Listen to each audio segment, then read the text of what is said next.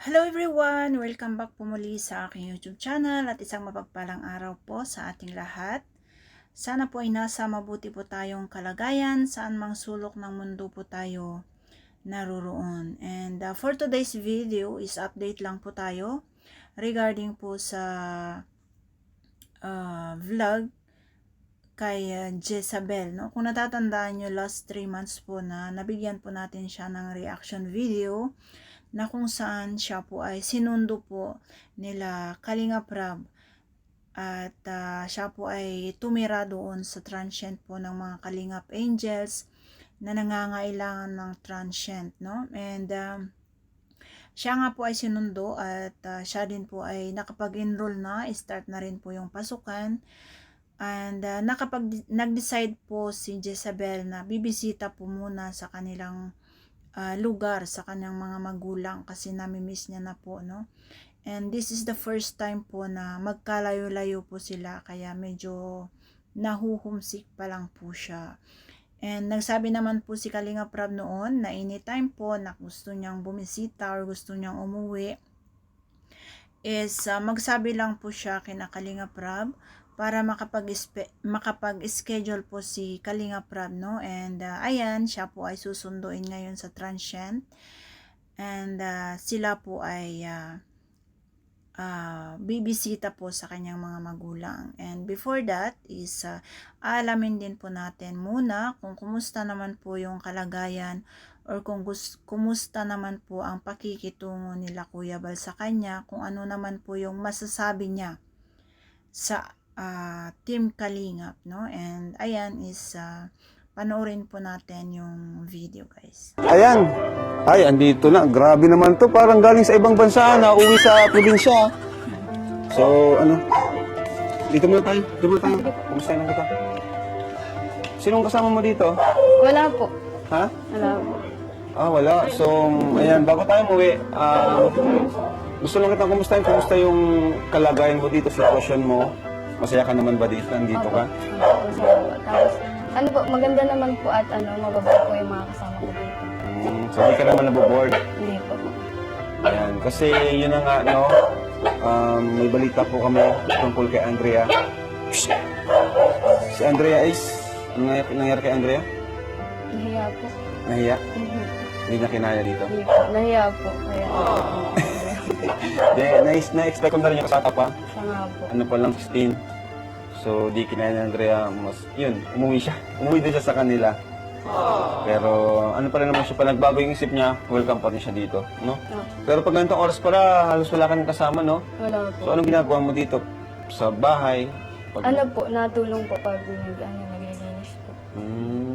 Ayos naman. Pero mas nag-enjoy ka naman sa pag-aaral mo. Ay, opo. Sobra po. Thank you po, kuya. Yun, kapir. So, tara, sama ka namin. Wala kayong madala? Salamat daw. Alam ko na, mabilis. So, ayan guys, napanood natin or narinig po natin kung kumusta naman po siya transient or kumusta naman po yung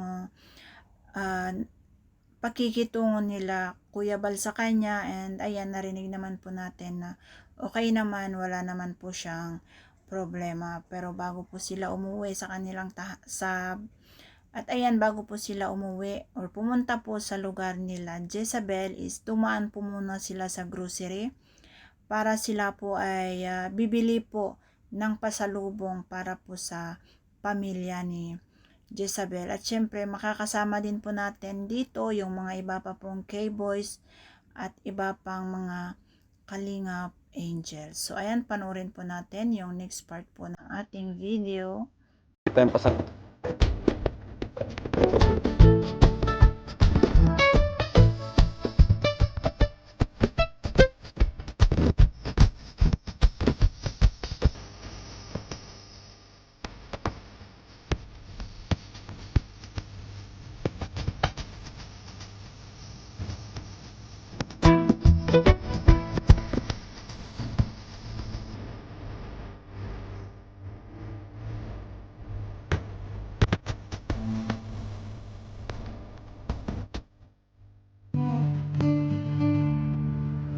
Wipe the sleep from your eyes. Quit dreaming now. Papa? Excited ka na natin. Papa! Yes po, super. Nandun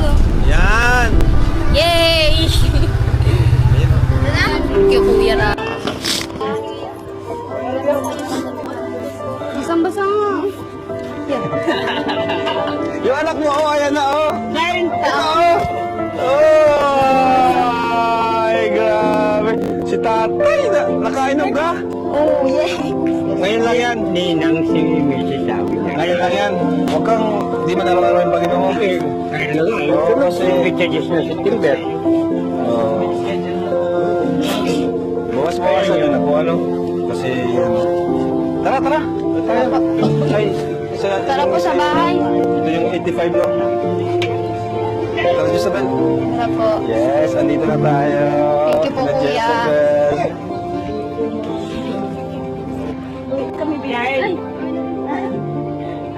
Mama. Wow! Grabe. Baho po. 3 months!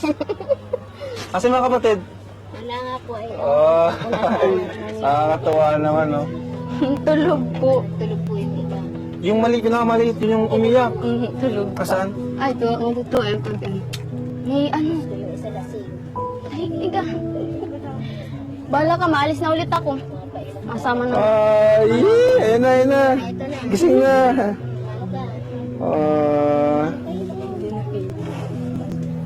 Nakakatawa naman. Huwag ka na mag-iyak. Yakap mo na si ate. Iyak siya, oh.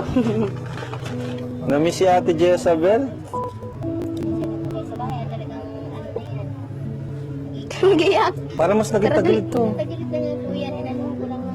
Di ka dito tayo sa ano. Bakit po, ano, parang masyado na nga sa tagilid. Anong nagtagilid? Ano? Labing bahay nila, no? Lalo po, ano, mag-aaral ka. Ha? Batog ka na, pasok ka.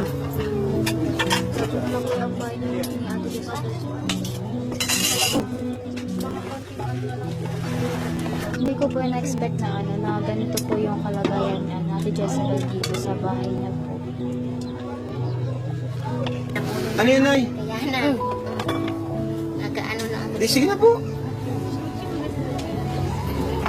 Kain muna ako Hindi kayo. ganito kay nanay. Huwag na, Nay. Huwag na po.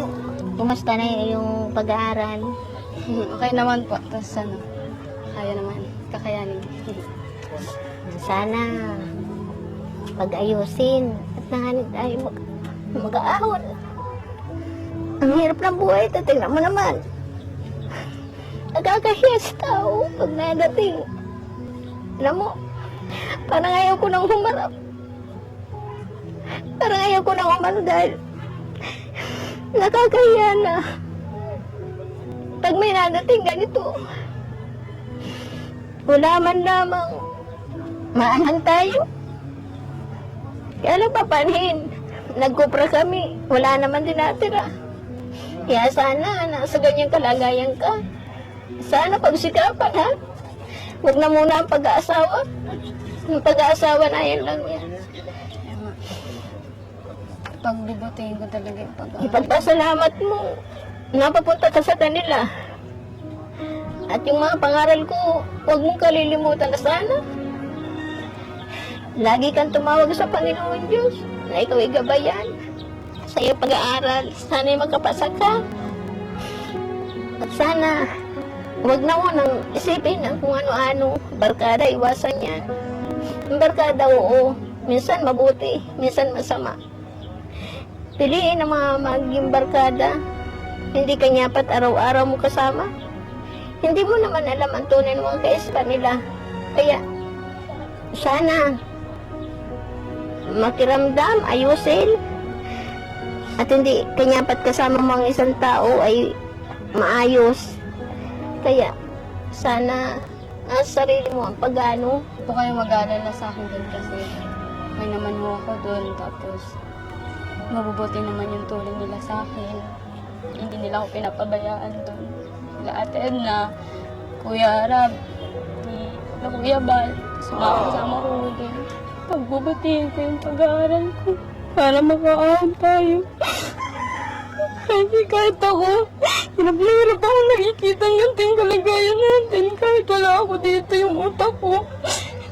Lagi ko kayong iniisip. Isang masakit sa utak ko kung kamusta na kayo dito. Nakakain kayo ng ayos. Alam mo, nalulungkot ako dahil sa tagal ng panahon. Ngayon lang ako nagkahiwalay tayo. Ngayon lang ako nawawala kayo sa akin. Sa kung iisipin na yung kung magkahiwalay tayo. Gusto ko, kaya tayo ganito. Gusto ko yung magkakasama tayo pero wala akong magagawa. Kailangan tayong magsakripisyo. Kailangan tayong magtiis. Para lang sa kabutihan nating lahat, hindi para lang para sa sarili natin. Kaya sobrang Kaya, kahit nandiyan si Kuya Rob. kaya, Tinutulungan niya tayo, matayo tayo makaawan. Tinutulungan niya tayo na makamit yung pangarap ko. kaya ako po, nagpapasalamat po ako sa inyo. Dahil, siguro po walang katapusan ang pagpasalamat ko sa inyo. Sa inyong grupo. Dahil, kung hindi po sa inyo talaga, siguro po, hindi namin ito maabot. Kaya nagpapasalamat po ako.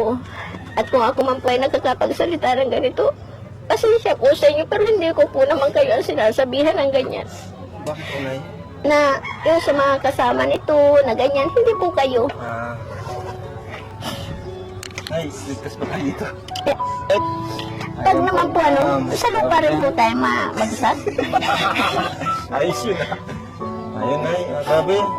Habang pinapakinggan ko po kayo, sobrang nantik po yung puso ko sa pinag-usapan nyo. Andun na nakita ko yung sakripisyo ng isang anak para po sa inyo. Kumbaga tiniis niya yung 3 buwan na mapawalay sa inyo para po sa inyo yun, Nay. Sobrang, sa totoo lang po, Nay, sa 3 buwan na naobserbahan ko na kay Jezabel, ang bait po pala ni Jezabel talaga. Napakabait po niya. Wala naman po Kasi akong diba, Nay, anak na. nung bago ka tayo malis, grabe yung pagpayo mo sa kanya na huwag kang mabarkada, ayusin mo yung Kaya medyo nung time na yun, parang nag-alala din ako na bakit kaya nasabi ni nanay yun na ba't grabe ang payo ni nanay. Pero nung nandun na siya sa bahay, wala pa akong masabi, mabait po si Jezabel. Pati mismo yung mga nandun, sila Pao, yung mga kasama niya, yun din ang sabi sa kanya, mabait si Jezabel po. At matalino si Jezabel. Kumbaga, kaya nasabi ko rin to para wag po kayong mag-alala na baka mapaliwala si Jezabel. Kasi nasa mabuti po siyang kalagayan. Sumusunod siya sa akin, kay Kuya Bal. Kasi yun lang naman yun eh. Para magpatuloy or hindi mawala yung ganito yung samahan, yung ayos na relasyon sa amin at kay Jezabel. Sinunod lang naman, di ba? Yun ang magpaalam pag may kailangan, magsabi lang. Kailangan umuwi, kung aalis, yun lang naman po. Hindi naman po kailangan magsinungaling. Pero so far po, wala naman pong ginagawa si Jezabel na ganun. Napaka-mature po na bata ni Jezabel po. Yan po ang pagmalaki ko sa aking mga anak. Kahit po ako ganitong walang pinag-aralan, napalaki ko po sila na may takot sa Diyos. Sabi ko nga po sa kanila, kaya nga po mabuti na sumusunod sa magulang. Dahil ang magulang ko po ang turo sa akin, anak ko, ikaw wala kang pinag-aralan, pero ang pangarap ko sa iyo, sumunod ka. Yung kung mayroong kang nakita, huwag ka makikialam. Di baling matakaw ka, huwag ka lang magnakaw. Kung may gusto ka, magsabi ka. At huwag kang makikialam. Kaya yan po ang inano ko sa kanya. Magsabi, hindi yung, di ba? Actually, kaya siya nandito, kayo po yung gusto niyong kumustahin. Actually, matagal na niyang gusto umuwi ni Jezabel para kumustahin kayo. Sabi ko nga, ihatid namin siya para masamahan po namin. Kasi napakalayo din po. Hanggang sa yun, ito yung pinaka-paras kami available. Kaya nasamahan po namin. Natutuwa ako. Beshi, yung natin? Kaya nagpapasalamat po ako sa inyo dahil ganyan nga po Mabigas kayo. tayo dyan. Beshi, pasok ka. Huwag ka lang aakyat at mabigat ka eh. Alam mo naman yung bahay. Last naman po tayo dyan sa Pulasi. Ito na po, Ben. Ayan. Salamat po. Sinusumundot ng pwit na. Ayan na. Buksan natin. Oh, mga bata. May pasalubong Salubong ka. to ni, Jezabel. Sabi po nito, pag dumating si ate ko, hindi ko na paalisin. Miss. Uy, ang dami, oh. Ay, Ikaw mag-iyak. Dali. Pero pa, may gusto. Dali. Saan ko ito mga kalingap, ito po ay worth 3,000 pesos plus bigas po. Ayan na eh. Dami ko na. Parang kain, dahil umaon. Tagilid na nga po. Kaya gusto ko pong kahit para paano gumawa ng kubo-kubo baga po. At pag ito po, Lupa na to sa inyo po ba ito? ay wala naman na po nitong nagbabawal sa amin na ano. Kaya lang nung minsan po na may, Dadatingan to na nabaha dito. nung minsan po nang may nagpagawa diyan, pininting po ng DNR. Awang ko lang po dito. Kung may masisirang mga ano, binabawal po nila. Okay. Sinimentor yung naandyan na sayang lang po yung ikinabit nila. Okay po. Mm. Dito kasi nabaha dito. Kaya nga po, hindi, ang hirap na gumawa ka, nagastos ka na rin Diyan, po. baka mga lupa dyan sa labasan, ano. So, nagbibigay pa ako sa inyo, Nay. Kaya din sumama ako dito para personal na mabigay ko rin po sa inyo. Sino nga yung tita from Switzerland? Tita Ellen? Ellen? Yun, si Tita Ellen po. Di ba nagtulong din siya kay ano, no? Jezabel, no? Ay, thank you po. Tita Ellen. Salamat po sa inyo. Nagdito tulong din siya kay J-Brad. Yan, pag-aaral nila. Sana huwag po kayo magsawa sa pagtulong sa amin, sa mga nag-i-school ng mga bata. Kayo lang po ang pag-asa ng mga bata. At kung kami po mga magulang, tama na po kami kung ano lang ang maibigay dahil yun lang ang kaya. Grabe na si Jezabel ang pag-asa mo na yun. Kaya sana nga po, sana. Nasa kanya lang naman po ang ano kung talagang siya po ay mag-ano, nasa kanyang... Pag-asa. Hindi ko naman po alam yung kaisipan niya, yung kung anong alam ng ano niya, kaya kahit anak ko naman po yan. Ito po, Nay. At ako naman po, nabigyan naman po kay Jezabel. So, bigyan ko po kay Nay ng pera para sa gastusin niyo po dito, no? Yun po. Ito, Nay. 1, 2, 3, 4, 5, Salamat. 6. Salamat po at meron na po ako magagamit sa mga anak ko sa pag-aaral po nila sa Alayaw. Dalawa po yan nag-i-eskwela dyan ay. So, talaga itong pambahayan sila, ano? Salamat po sa inyo. Ito, urgent na rin. Ano na po talaga, magigiba na. Ay, kanina nga po, tubig na andyan, no? Naabot po yan. Sabi talagang na siya dyan. Opo, kapag yun po, Kapag natulog kayo dito minsan, may tubig sa ilalim. pag halimbawa pong bagyo, nalabas muna po kami dyan sa kalsada. Pag hihipa na, nabalik na po kami dito para maglatag. Tapos pag ano po, pag malaki ang tubig, may ano po talaga. Nay, kasama din namin yung mga kaibigan po ni ano. Okay, pasok kayo. Dito ka po sa Ayan yung Matibay mga po. kaibigan ni Jezabel na sila yung nagdadamayan. Pasok kayo, ano? Bridget. Oo, dahan-dahan lang at baka tayo mag-iba. Oo, dito magandang hapon din sa inyo. Kumusta man ang inyong pagsamahan ng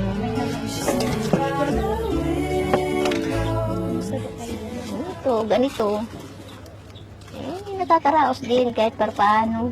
Salamat at kayo pala yung nakasama ng aking mga anak. Sana maging maayos sa inyong pagsasamahan. Sana ay hindi katulad ng ibabaga na barkada lang na kung ano-ano lamang. Ay siyempre isipin ninyo yung katulad namin mga magulang na iniisip ay para sa inyo. Na pagpasalamat din na kayo ay nakasama niyo. Yun ang ano, pag-ayusin ninyo ang mga tulong na binibigay sa inyo. At sana, wag na muna kayong mga mag-aasawa. Sayang, ang ganda. Kung ako lang nga siguro ay may magulang, siguro wala pa rin ako sa kalagayan ito. Kaya lang wala. Kaya nag-asawa po kayo kagad. Hindi ko po gusto mag-asawa. Kaya lang, yung tatay ko, ako mismo ang pina-asawa. Natubo-tubo pa lang suso ko noon. 13 anyos pa lang ako, pinag-asawa na ako. Pero ang pinagpapasalamat ko, kasal ako. 2 beses ako nakasal. Dito kasal ako sa una. May isa kong anak doon. Pero hindi naman ako nakasuhan dahil minor de edad ako na mag-asawa ko ng una. Kaya yan ang pinagpapasalamat ko. Kahit ako lang pinag-aralan, nagyang pang magulang ko ng magandang kasal. Ngayon din ang gusto ko sa aking mga anak, pero lahat sila nag-asawa walang kasal. Kaya sana naman, Jezabel, kung mag-aasawa ka, ay yung kasal naman. Mag-aaral muna nga po. Pero aral muna bago kasal. Siyempre di na nawawala. Di na nawawala. Alam nga, pigilin ko yung inyong ano, di ko makayang ibigay ang kaligayahan nyo. Oo. Kay Jezebel na. Yun. Nasa iyo na lang naman kung kailan. Aral muna. Kasi pag napakasal yan, paano na kayo? Ang pangalan po kasi ni Jezebel kasi nagsisikap para matulungan Sa inyo po. Oh, nagpapasalamat ako sa danyong kaanan at yun din naman ang gusto ko para sa iyo. Kaya lang, siyempre nagpapauna na ako at baka kung inaasasahan ko, bigla lang akong mabigo. Kaya ngayon pa lang ay nag-ano na ako. Dahil sa una ko, may nauna na ako na kahit di ako maalam ang utang, nangutang ako. Kahit ako walang pera, nangutang ako para lang magkaroon sila ng sakayan. Ang nangyari, hotdog ang kinuha. Oh. Meron pala dito kami kasama, may hotdog. Ay, masama. Kulay ng hotdog niya. Pula.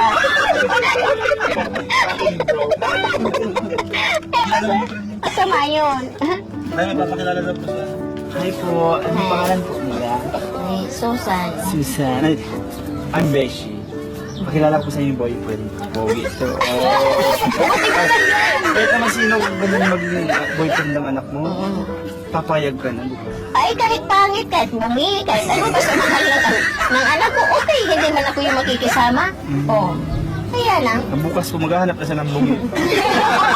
kahit ano, basta gusto ng anak ko, wala ako, hindi ako kukontra. Kaya lang, pagtatapos muna, intindihin bago ang pag-asawa. Nayon na lang yan dyan. Sa mama, huwag ka pong huwag kang palaging mag-isip ng ganun. Kasi hindi ko naman gagayahin si ate. Negative si nanay mag-isip, ano siya?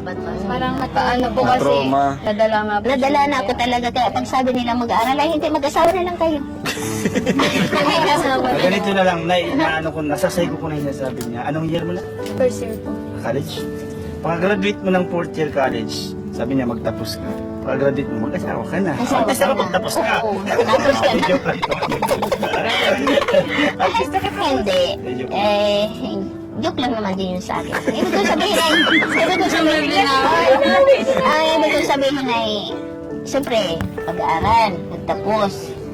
Trabaho muna bago asawa. O ano naman ipapakain mo sa mga anak ninyo kung kayo ay asawa ka agad o wala pa yung trabaho. O hindi naman sa lahat ng oras ay nayan silang tumutulong sa atin. Buti kung sa pag-aasawa ninyo, ay nayan pa rin sila dyan. Hindi naman na pwede yun. Ibig sabihin, marami naman sila tinutulungan. Hindi lang naman tayo. Di ba ga? Kaya sana sa mga tinutulong na yan, ipakita ninyo na talagang ano kayong tulungan. Yun. At hindi urong-sulong. Yes. And ayan po guys, yung kabuuan po ng reaction po natin tungkol po sa buhay ni Jezebel. So ito po yung pangalawang vlog since na napunta na po siya sa transient po ng Kalingap, or since na nag-start po yung pasukan na nagiging scholar na po siya at lahat. And narinig din po natin yung mga sinabi po ni nanay, yung mga payo niya at kung gaano po siya kasaya ngayong nasa kamay na po ng Team Kalingap si Jezebel. At ayun, dahil nga sa kagustuhan po nila na talagang makaahon din sa hirap ng kanilang buhay, ayun, nagtitiis po sila. And ramdam natin kung gaano nila kamis ang bawat isa sa kanila, dahil yun nga nasabi ko na ito po yung first time na magkalayo-layo sila. And narinig din po natin na sinabi din po ni nanay, no, na sa tagal-tagal na ng panahon ito yung pinakaunang pagkakataon na magkalayo-layo sila. Pero there is no choice po, dahil kailangan po nilang magtiis para po sa kinabukasan ni Jezebel at para din po sa kanilang pamilya, no?